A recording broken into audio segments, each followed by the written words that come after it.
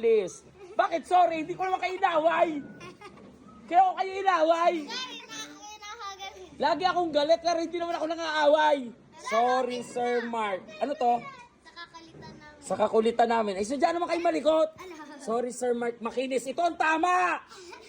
So, for Sir Mark Makinis. Makinis. Sir, love you all. Pero maganda to. Nasaan? Aba, may nakasulat. Dear Sir Makinis. Aba, nabuksan ko na.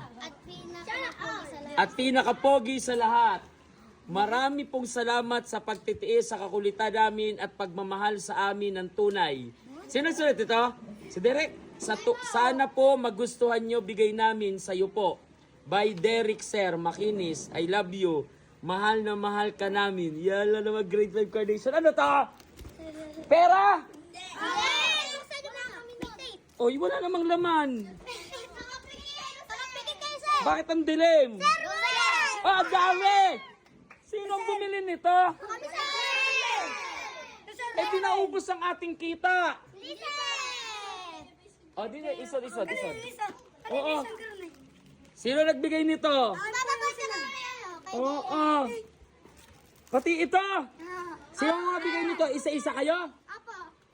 Ba't kayo nagbigay? Hindi naman ako nagagalit.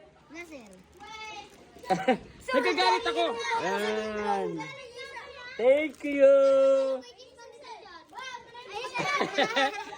Sino nagbili nito?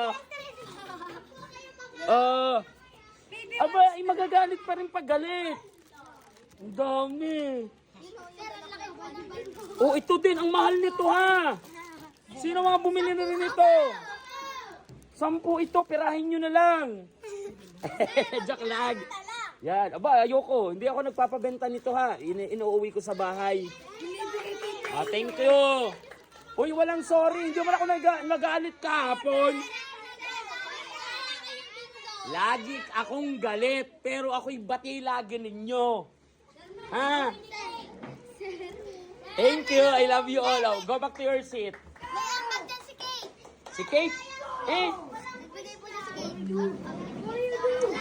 Hindi ko to pinopost ha. Hindi ako nagpo-post. Ang dami. Mamaya. Ginaya nyo daw sila.